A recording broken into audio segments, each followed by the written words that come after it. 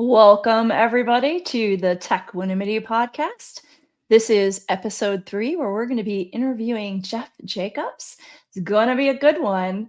And the Techquanimity podcast, here we talk about things at the intersection between technology, mindfulness, and compassion. And I'm one of your co hosts, Cynthia Phelps. And I'm the founder of Inner Ally, a company that is all about helping you improve yourself from the inside out, using a compassionate inner voice as your superpower. Thanks, Cynthia, for that. Hi, everyone. My name is Mark Montalban, and I am a co-founder at Mindful Text. You can check out what we do at mindfultext.com.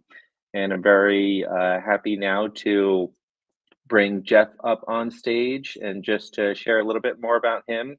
He has a 30-plus year career in HR and has spanned numerous leadership roles globally. He's currently a senior director of organizational effectiveness at Adobe. He serves as an executive coach and internal consultant to senior leadership teams across Adobe, addressing topics such as team effectiveness, change management, and leadership development. He has certifications in applied compassion and mindfulness from the Center of Compassion and Altruism Research and education at Stanford University, the Inner MBA from Sounds True, Wisdom 2.0, LinkedIn Learning, and the Institute for Organizational Science and Mindfulness.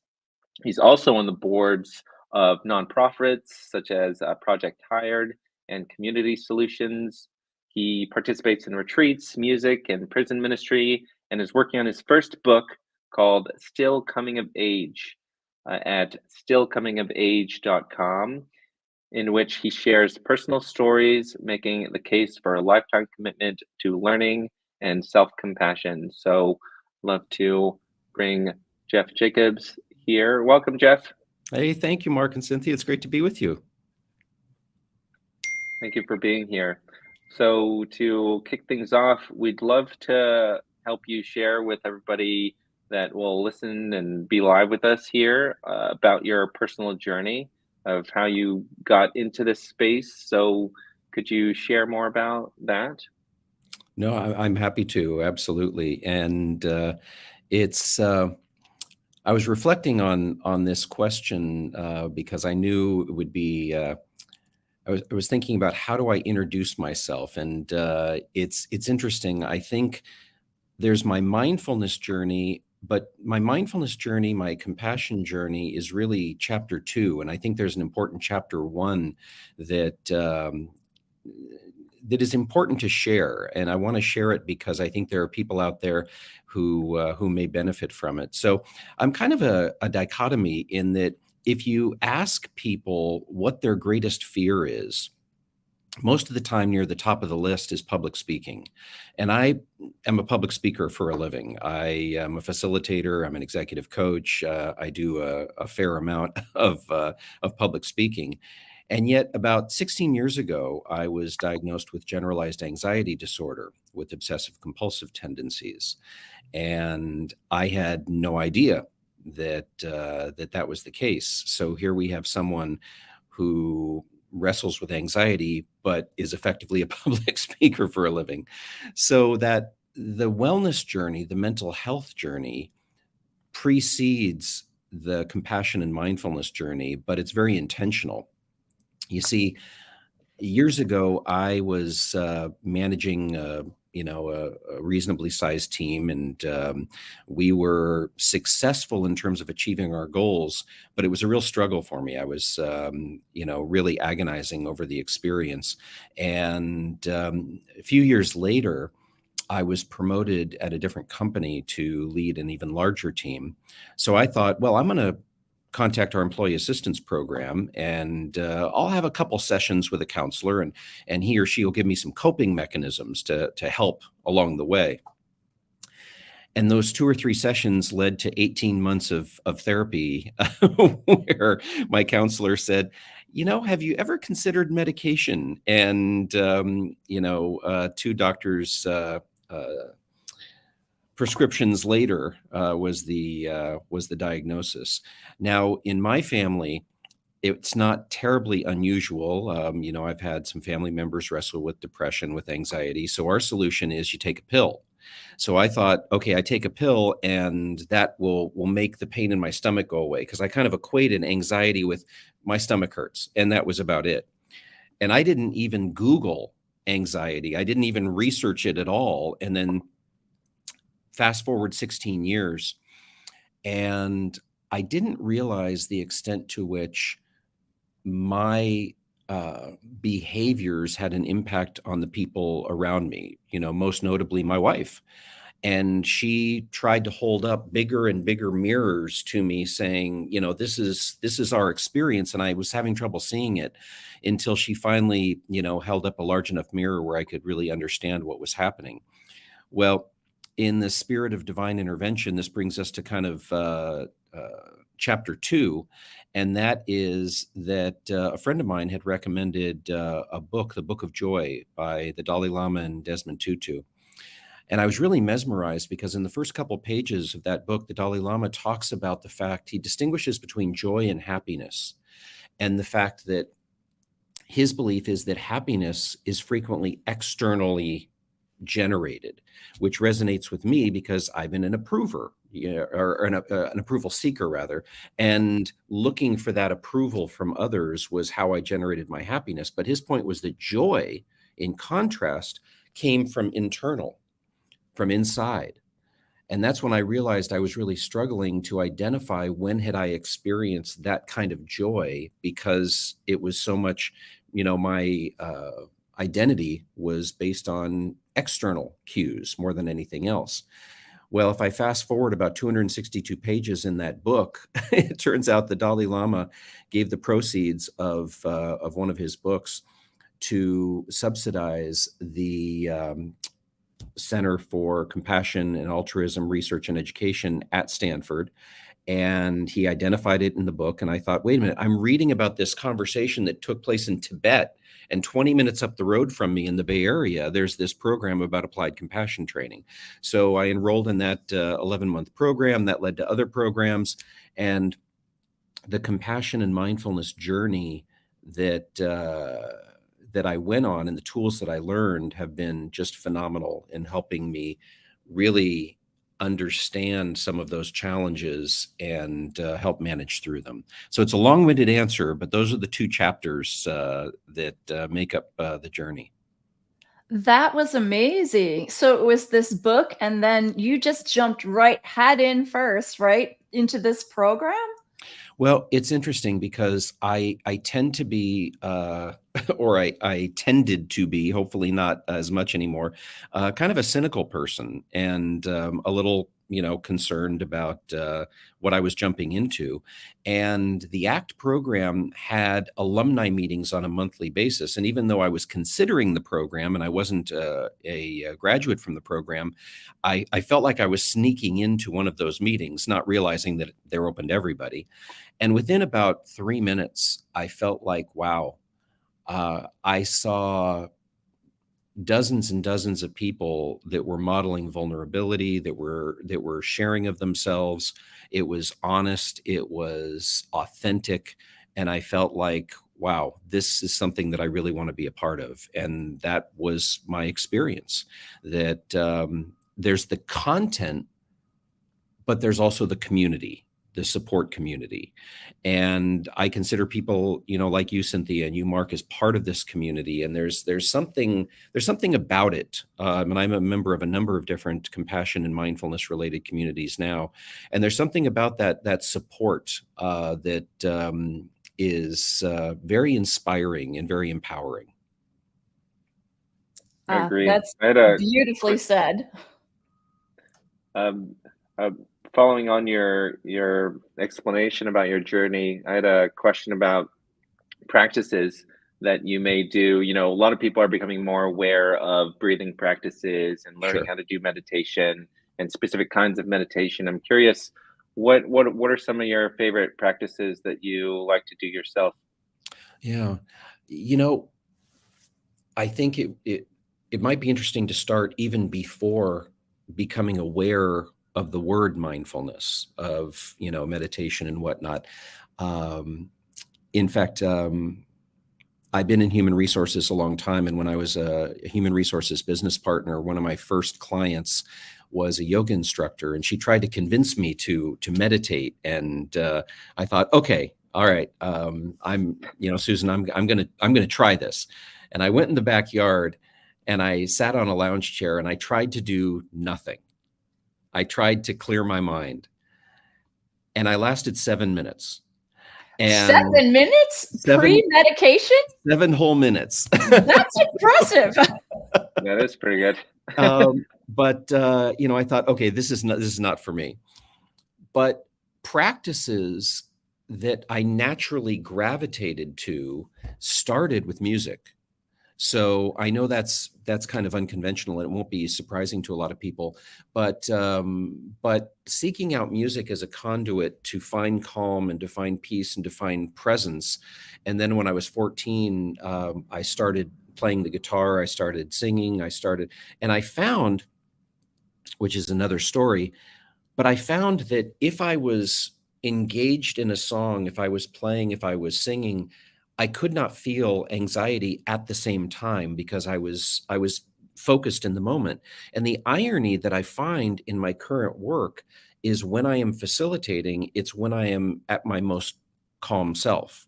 So that's how I kind of gravitated into this world.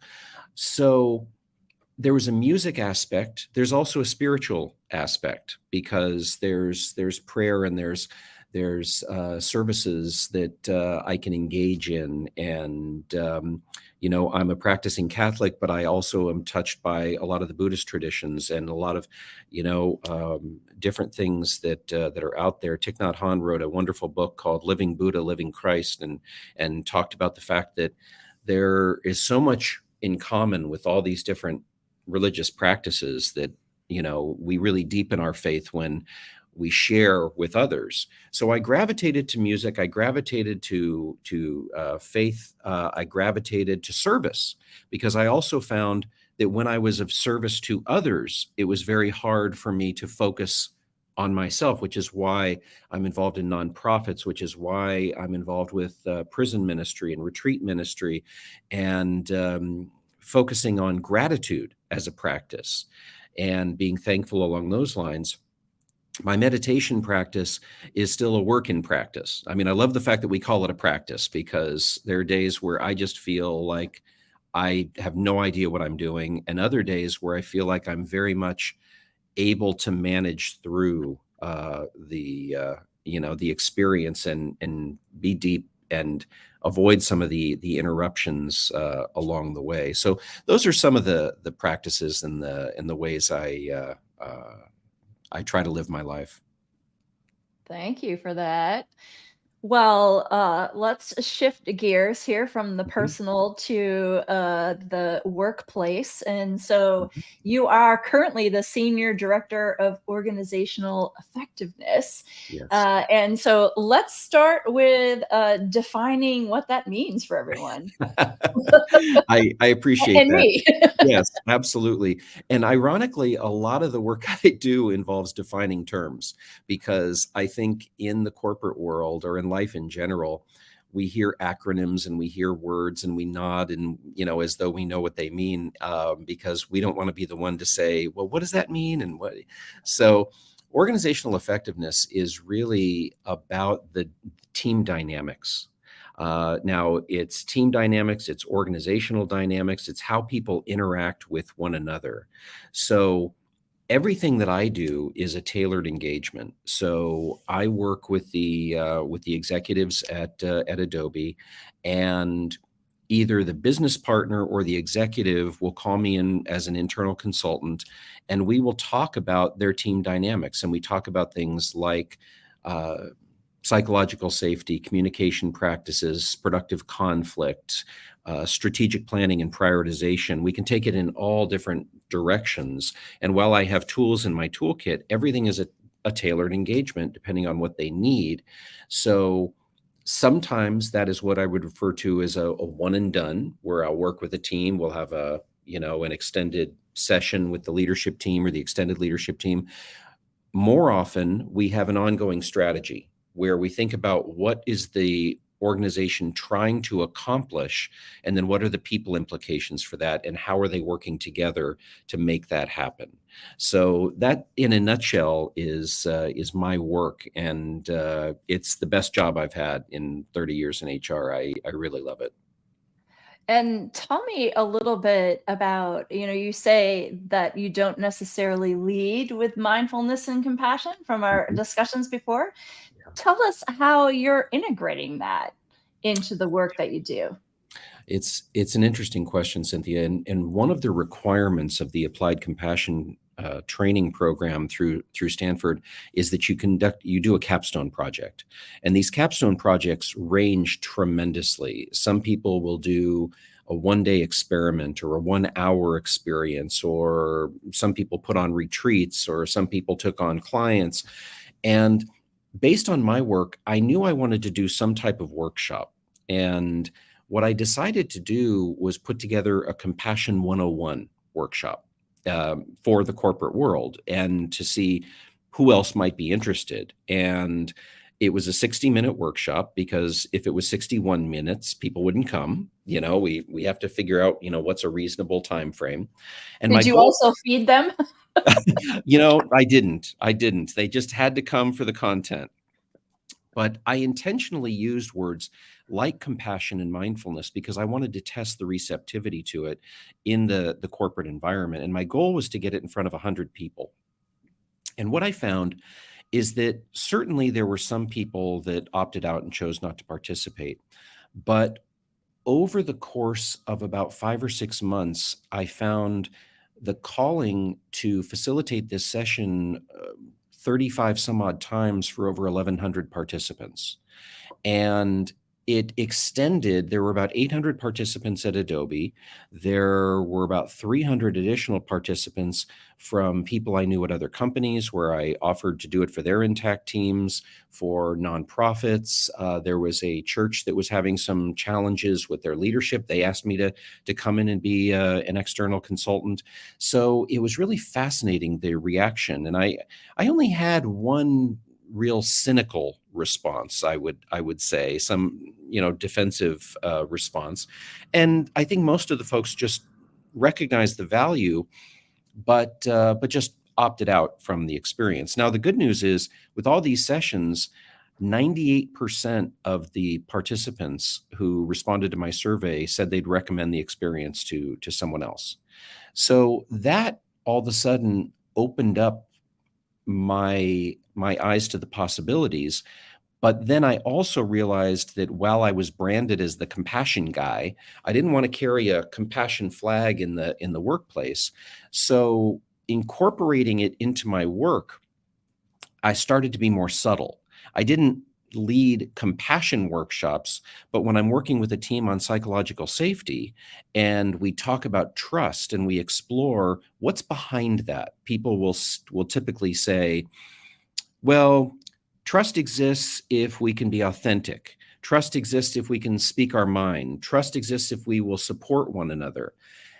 And really what they were describing was compassion. They were describing that they were going to struggle together, that they were going to have empathy for each other. They were going to help each other with adversity, with challenges they were facing. So I wouldn't call it out, but I would use the practices to drill into, okay, just like you asked me to define organizational effectiveness, I will define trust and drill in and then start using some of the content.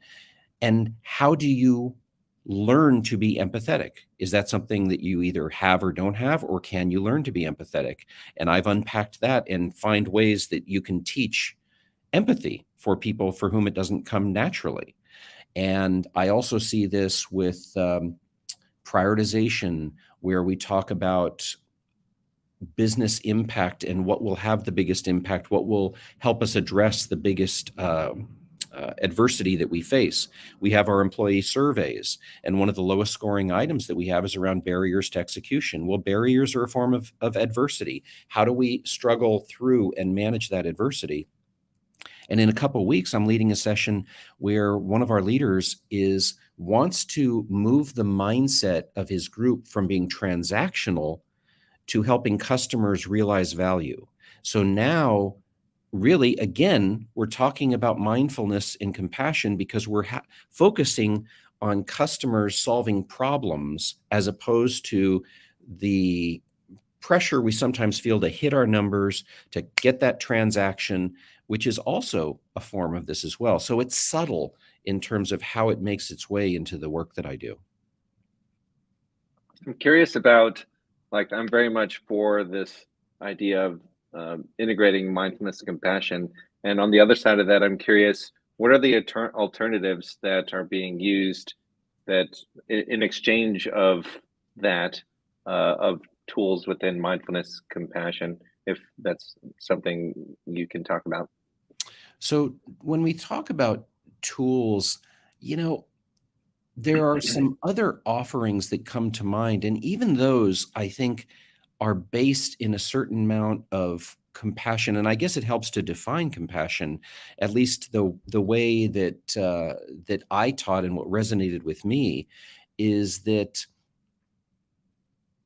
it really started with the Applied Compassion program at Stanford and this idea that compassion begins with awareness, that you are aware of the struggle or the adversity. Sometimes we use suffering because compassion means to suffer with. But suffering is a little touchy-feely in the corporate setting. So we talk about adversity and awareness of someone else's experience. And then from awareness, we then move into empathy. So it's not sympathy, I feel sorry for you. It's empathy, meaning I can feel your experience. I can relate to what you're going through.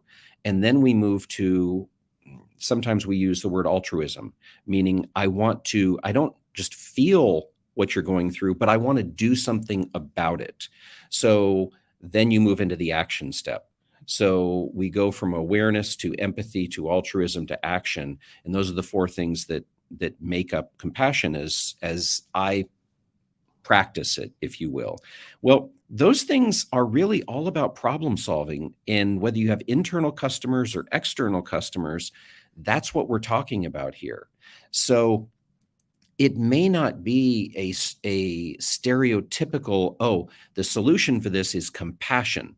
We don't talk that way. We don't act that way, but we do talk about awareness, empathy, altruism, and action. And that's the way I would break that down. Now, there's certainly other tools and resources I use in my work, but that's how I think about it. Does that answer your question, Mark? Yes, it's directionally answering my question. Thank you. Yeah, absolutely. And so when you are working using the components of compassion, stealth compassion, maybe we call it,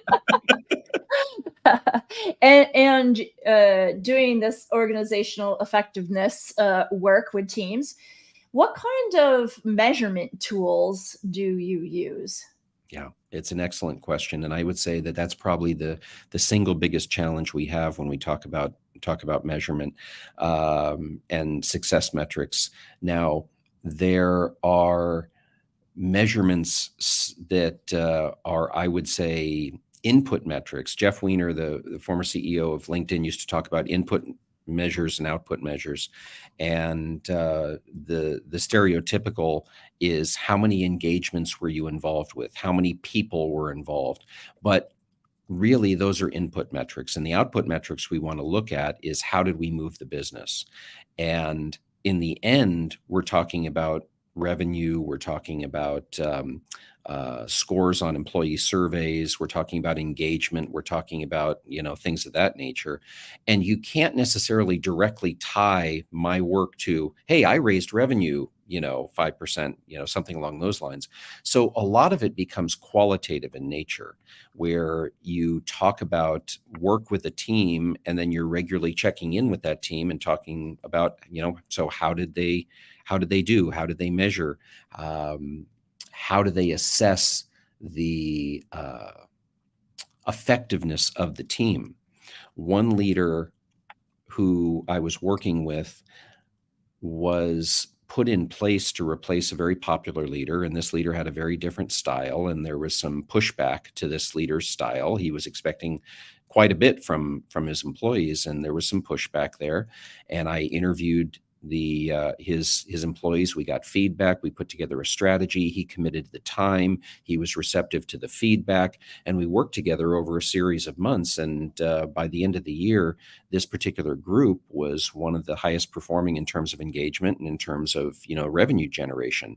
Now, I don't pat myself on the back and say, well, that was because of me. No, it was because of the leader. It was because of the team. But I like to think that I had some impact there, but my impact is based on the qualitative feedback from that leader and the team as to, did the work we do make a difference in terms of their success. So it's perhaps a soft metric, but that's what we focus on. I feel like you're like gently guiding the ship, right? Like with Well, the work that you do. that I think I would be arrogant to say that, but I like to think I have some influence on my clients, but it's their receptivity. It's not my magic.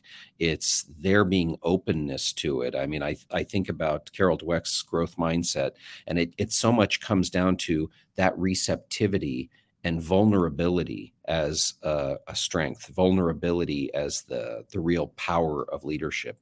And the more vulnerable the leader I work with, the more we're able to make progress with their team. Actually, that just kind of slides right into the next question we had, which is you've spoken about creating an environment of psychological safety. Can you talk about any practical steps, or like what does that really look like? Yeah, it's an excellent question. So if we think about psychological safety, or if I think of, Pat Lencioni's Five Dysfunctions of a Team, it's a very popular book in our world, and essentially he has the equivalent of a Maslow's hierarchy of needs. So for those that aren't familiar with it, Maslow was a psychologist who described that if in life we want to achieve self-actualization at the pinnacle, there are very basic things that we need to take care of first, and the foundation is we need air, water, and food, because we can't self-actualize if we're wondering where we're going to sleep at night or where we're going, what we're going to eat. And Lencioni's equivalent of air, water, and food is psychological safety. It's trust. So then the question is, what does trust look like? Well, I like my teams that I work with to define what trust looks like. And for them, they talk about things, well, my colleagues have my back. I can speak my mind. I can take risks and be rewarded for the lessons of those risks, even if they don't pay off. So now we're starting to translate into things like, okay, so psychological safety is made up of our ability to give and receive feedback. So with leaders, because giving feedback can be so challenging, what I usually preach is that we start down the feedback road by asking for feedback. That regardless of your where you are in the food chain, you ask for feedback. I used to work for Intuit, and both Intuit and Adobe leaders were excellent at the most senior levels, still spending more time asking for feedback than providing direction. And that was incredibly powerful. So feedback is one aspect of this. Risk taking, risk tolerance, and exploring what that looks like. And then if we really drill down, psychological safety starts with knowing each other. And people that I work with, they kind of laugh because they know I roll my eyes a little bit when we talk about icebreakers and, kumbaya and trust falls and that type of thing. But that said, there is a place for getting to know one another. And at Adobe, we have some wonderful products because we're in the creative business. So a lot of our products, we just launched a wonderful AI product, Firefly, that's part of our a number of our different products. And we use some of these products to create to introduce ourselves to each other. We have creative identity products that can help us answer some questions and provide images of ourselves. It makes it fun. So it's, do we know each other? Are we comfortable speaking to each other, taking risks, things of that nature. If we drill down, that's how the teams typically define psychological safety. So we build in those skills and capabilities, and we contract with one another, and we're explicit about those expectations, those norms of behavior. And I'm wondering about the uh, norms of behavior around, like the daily workflow. And like, are people doing check-ins at the beginning of meetings so they kind of know where people are in terms of like their stress levels and Mm. that kind of thing? Is That's a really interesting question, Cynthia. And what you're asking without asking is, how are we managing post-COVID? Because That's so true. and I don't mean to put words in your mouth, but it was an interesting experience because Adobe has, we invest a lot in creating wonderful buildings and work environments for our employees. So the expectation was that people would come in the office. That's always been how we've operated. And then at a moment's notice, we were home with everybody else. And we learned some wonderful lessons in that process. And we looked at things like Zoom fatigue. And on one hand, we tried to address it by shortening meetings. So our 30-minute meetings, let's make them 25, and our hour meetings, let's see if we can do it in 50. So we have a little bit of a break. But at the same time, we wanted to do exactly what you're describing, Cynthia, and that is to start the meetings with, how's everybody doing? Let's check in. How was your weekend? How was your day? We actually do have a mindfulness group here at Adobe, and I know that some groups have started meetings with breathing exercises, for a minute or so. Now that's not typical, but it does exist out there. And sometimes there's some little icebreakers that people come up with at the beginnings of meetings. And some people just jump right in because the objective is to get off the call as quickly as you can. Or we may take walking meetings now, or phone calls instead of being on the camera. And now that we're coming back into the office, we have much more of the face-to-face. So that really lightens things. And then we have fun activities. Yesterday in my group, we had a ping pong tournament.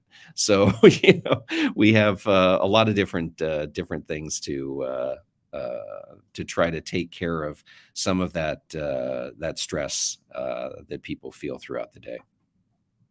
Can you talk a little excuse me, can you talk a little bit about how this transition back from remote to the in-office and how that relates to your role in organizational effectiveness? I'm just curious about, for others managing remote teams, maybe you could even touch on some things you've learned or practices that are helpful in managing a remote team, for example. Sure. And how that's being approached at Adobe.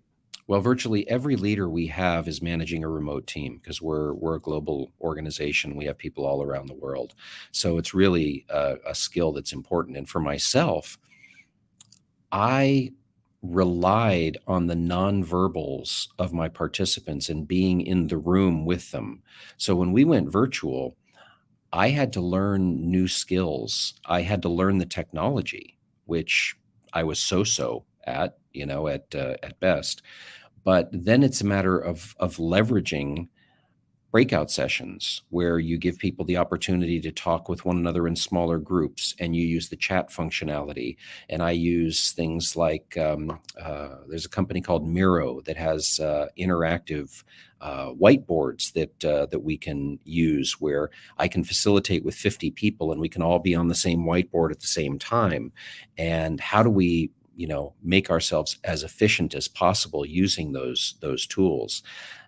Also, if I think back pre-COVID, frequently we'd have people in an office or in a conference room having a meeting, and there'd be one or two people, poor souls on the phone, who maybe had a delay, maybe didn't have the best connection, maybe saw a room of people but couldn't see the expressions or the nonverbals.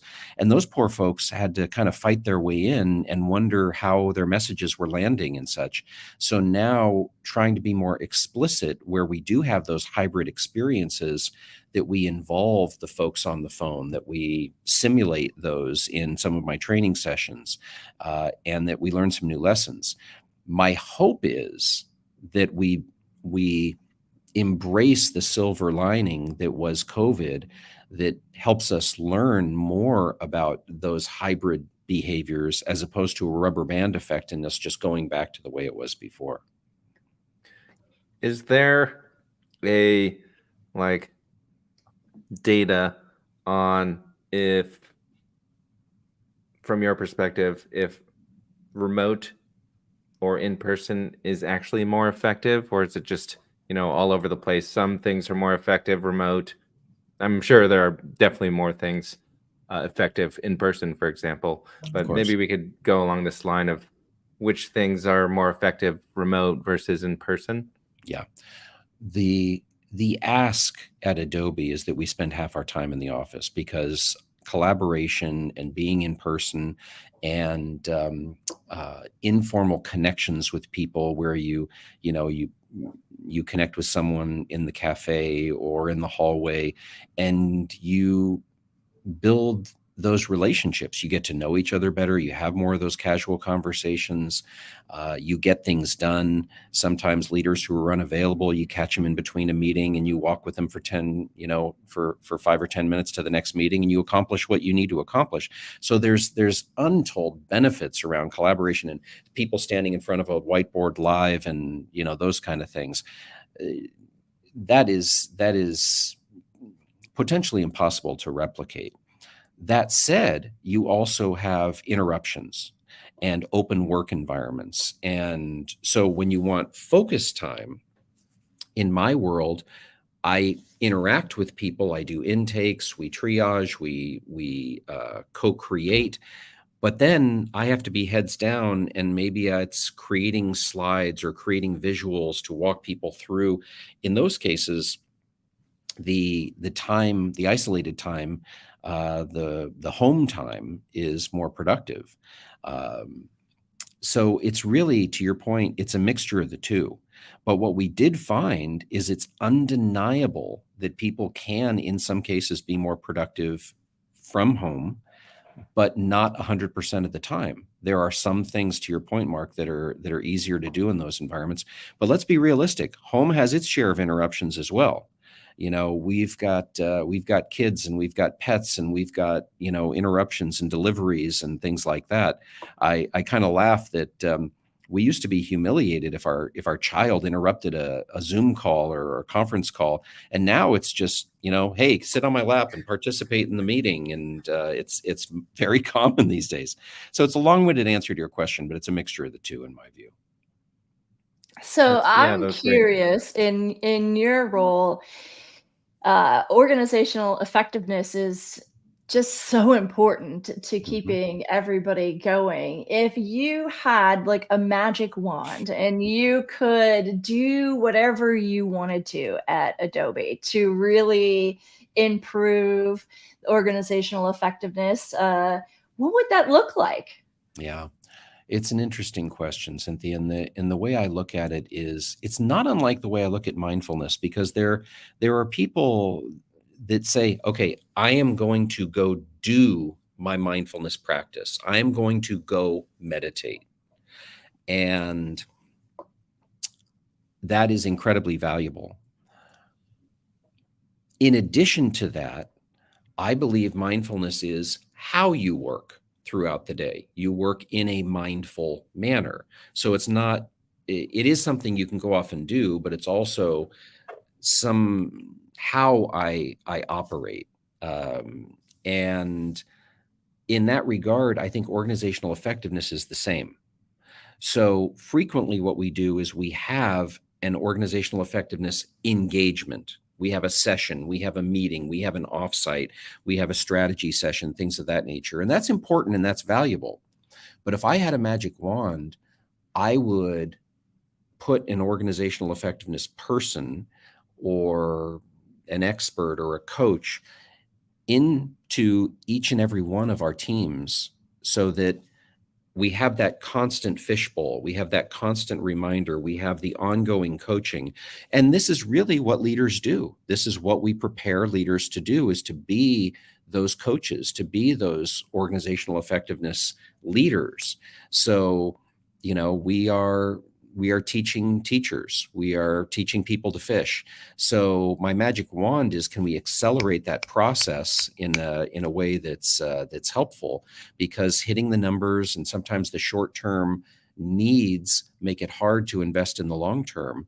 But that's the balance that I see. So that would be my magic wand. I love it. Mark and I both own technology companies that Mhm. interface with mindfulness and compassion. And, Mark's company in particular is all about using text messaging Mhm. throughout a person's day to be able to support them in various things, mindfulness, behavior change, that kind of thing. And I'm kind of curious, like, what that would look like, what kind of tools might develop to help this process that you just described? Yeah, it's an interesting question, and I'll answer in two ways. The first is, I have discovered through my writing the power of journaling, in that I described earlier how it's hard to feel anxiety when, when I'm facilitating, when I'm engaged in what I'm doing, when I'm playing a song. In the same way, I experience that when I'm writing. So I know we're supposed to use pen and paper. I know that's the best way to operate. I still type. I mean, that's how I operate. But when I am writing and I'm trying to follow a thought and whatnot, I do get engaged and focused in a way that is very different from meditation. It's not necessarily better, but it enables me to focus in a way that is very powerful. So I do think there's a power to journaling. There's a power to things like Mark's description of mindful text and the ability to incorporate that. I went to a Jesuit university, Santa Clara University, and the Jesuits used to say that unless you incorporate a point of reflection, there's no point in having a lesson, because your lesson will be lost without the reflection.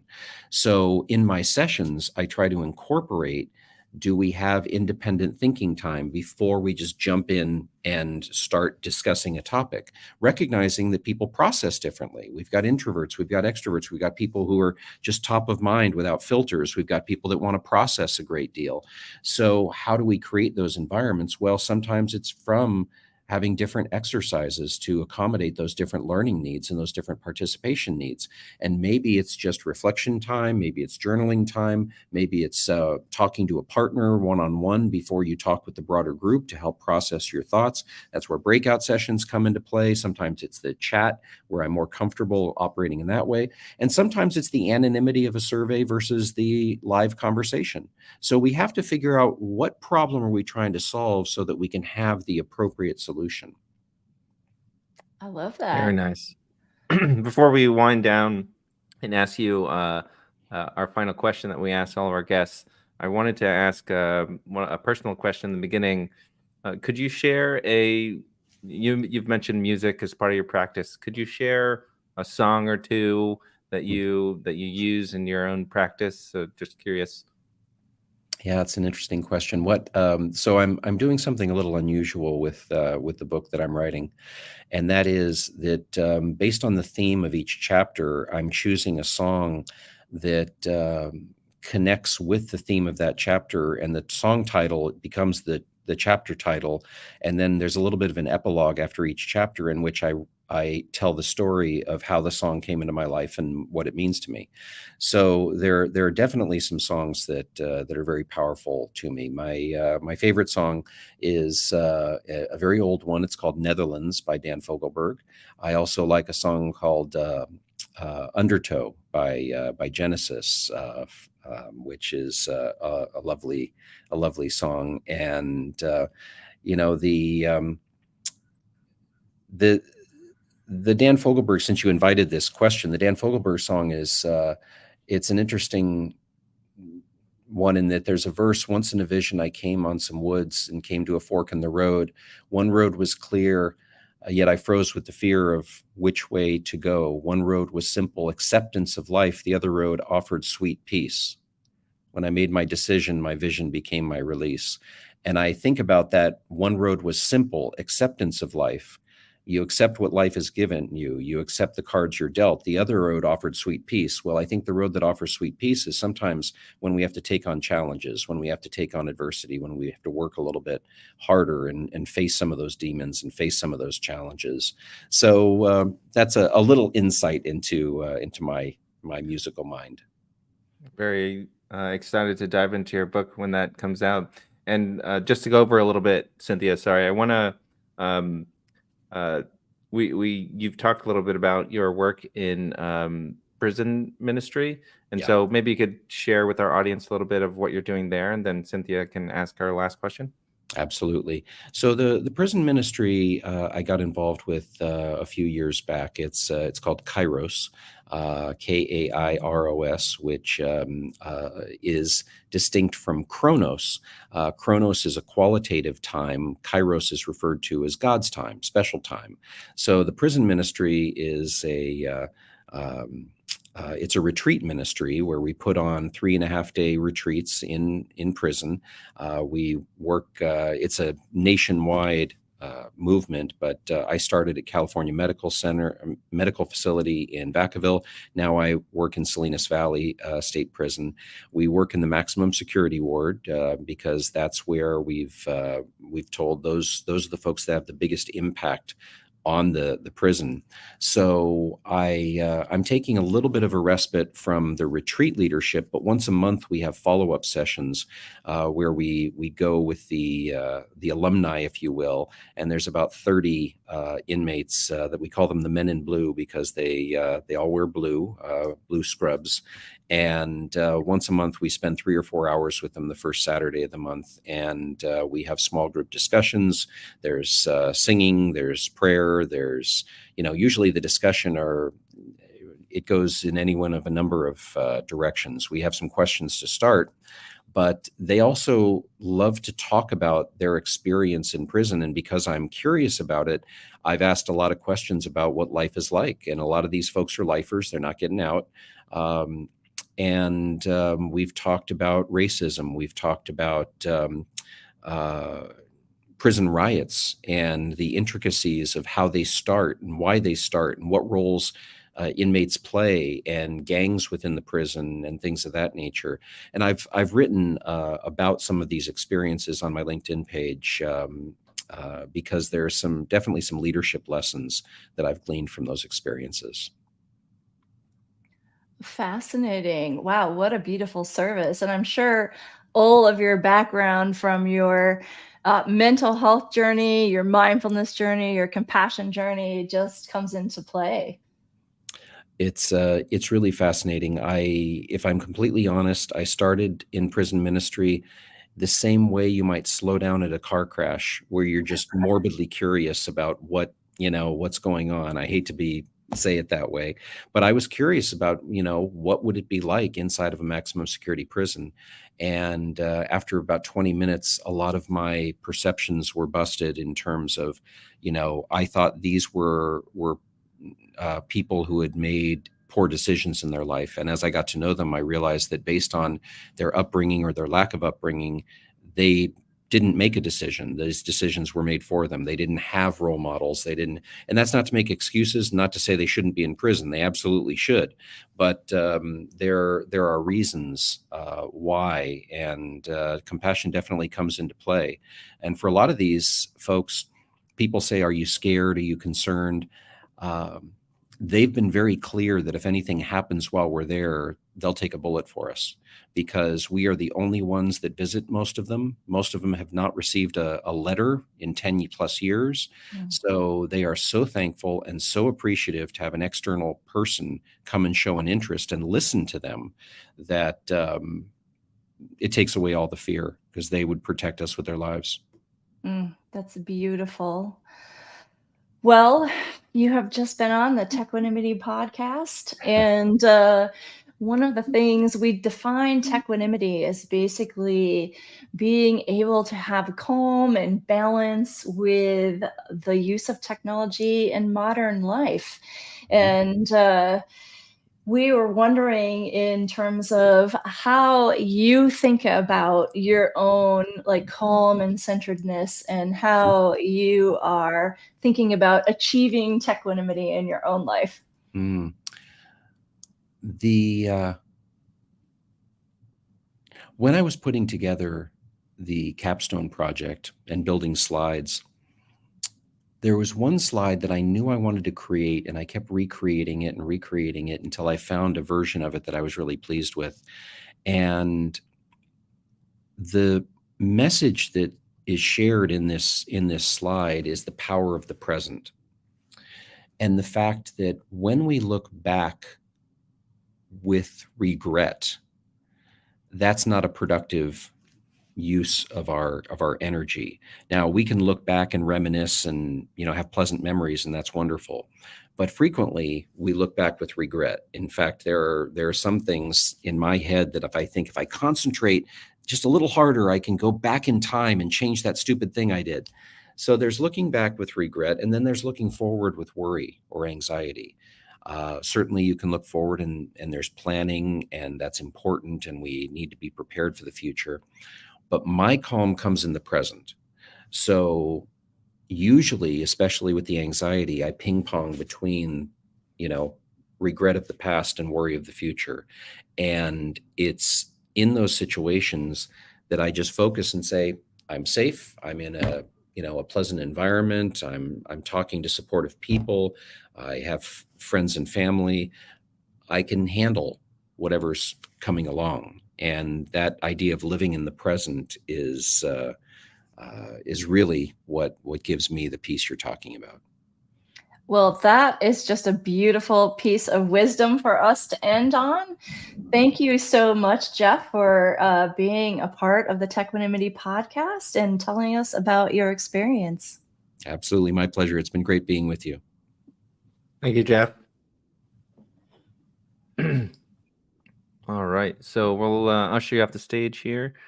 And wow, that was awesome. And I'm particularly interested now into dive into the musical tracks Jeff shared. I'm always I use music as well to get myself into certain modes. So and I listen to all sorts of music. So definitely interested in that. And We'll make sure that yeah. we link that book that's coming out. Yes. So yeah, that was awesome. Lots to dive in there. I liked how we got into the experience about transitioning from COVID to remote back to the office. I think that's helpful context for folks, and we got into so many great topics. So yeah, I appreciate that. I really like the way he broke down compassion into its subparts and how those subparts are just so accessible to everybody. And none of those subparts sound scary. They fit into a corporate environment, no problem. That's really helpful for me with the work that I do because I want to reach people and I want to lower suffering. And whenever I can learn new ways of wording it and working with people, that makes me happy. Yeah, yeah. He also talked about retreats, and I know that you have a retreat coming up. Would you like to share a little bit more Oh, about yeah, that's your right. retreat? So my company, Inner Ally, has partnered with a conscious coaching company, and we're going to be doing a retreat here in Black Mountain in the beautiful mountains of North Carolina. It's a weekend retreat, November 10th through 12th. And this facility that we have is amazing. It has a labyrinth and a beautiful geodesic dome, a river that runs through it. And so we are really looking forward to helping people go inside in a guided and gentle way, get grounded, and get ready for the holiday season, which will start right after that retreat. So really looking forward to that. Very cool. And what date is that? It's starting? November 10th through 12th, 2023. And you can find information about that on innerally.com. Very nice. Well, that was awesome. Thanks again to Jeff that was here with us. And that concludes our latest episode of the Techquanimity podcast. Thank you for listening, everyone.